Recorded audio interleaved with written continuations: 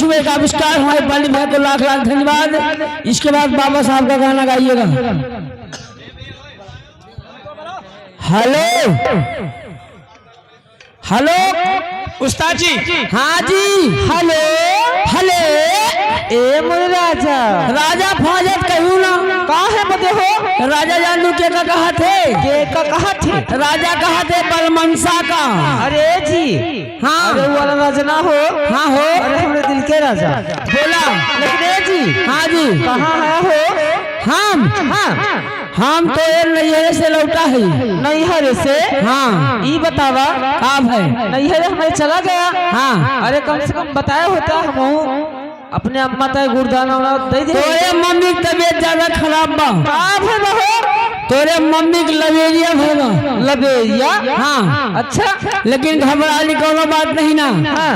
वरना निहुरा बयान इंजेक्शन और छोटा पायलट टेबलेट दे के आओ थे। अच्छा अच्छा दरवाजा खोलो। दरवाजा खुला है? आइए जल्दी आइए, दरवाजा खुली है।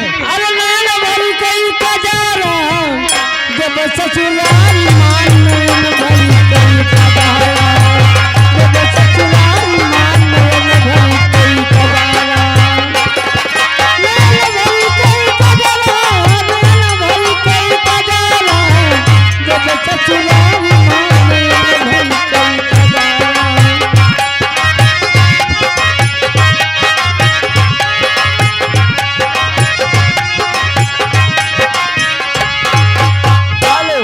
ए जी हाँ जी।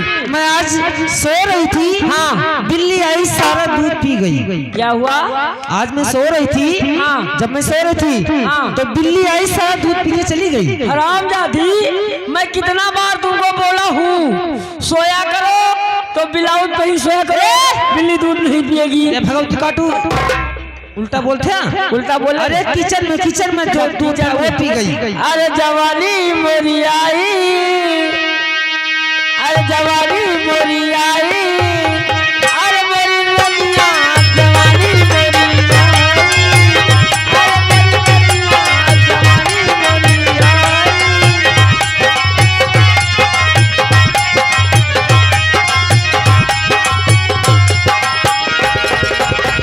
ई जब जवानी भइल 8-9 साल के काव करत है।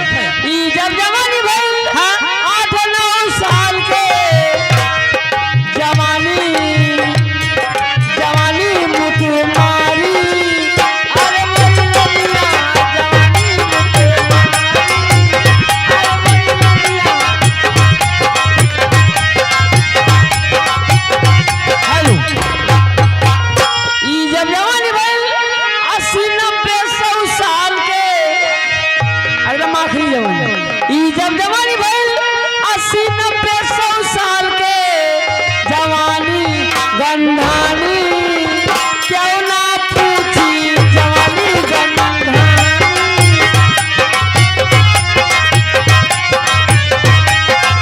हेलो हमारे पास फरमाइशें की लाइन लगी हुई है, लेकिन पहले शुरुआत गजल से होती है। ले चलते हैं ए भैया गजल की तरफ। गजल की तरफ। और गजल की बोल है कि हाँ नहीं एकदम गजल चाहे गजल। कहना है, अगर दिल बरी की रुसवाई हमें मंजूरी हो जाए,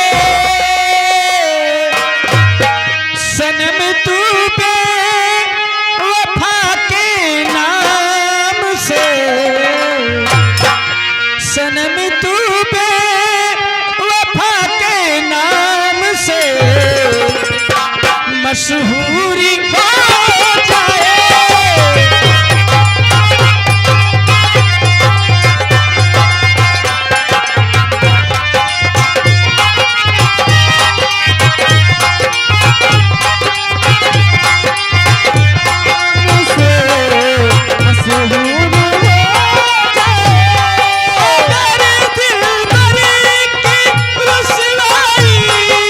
हमें मंजूरी हो जाए।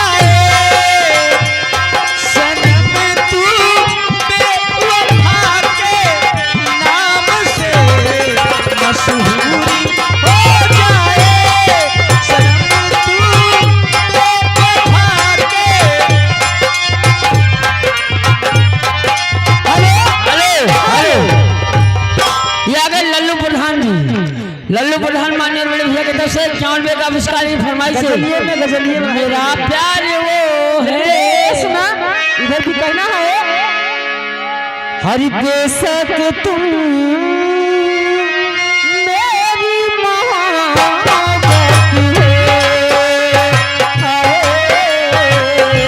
बेशक तुम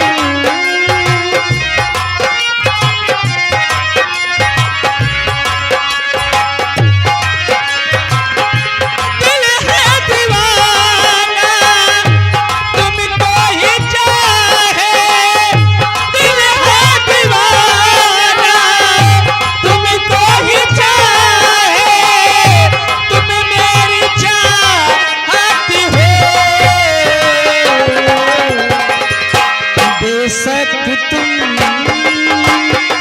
मेरी मोहब्बत हो।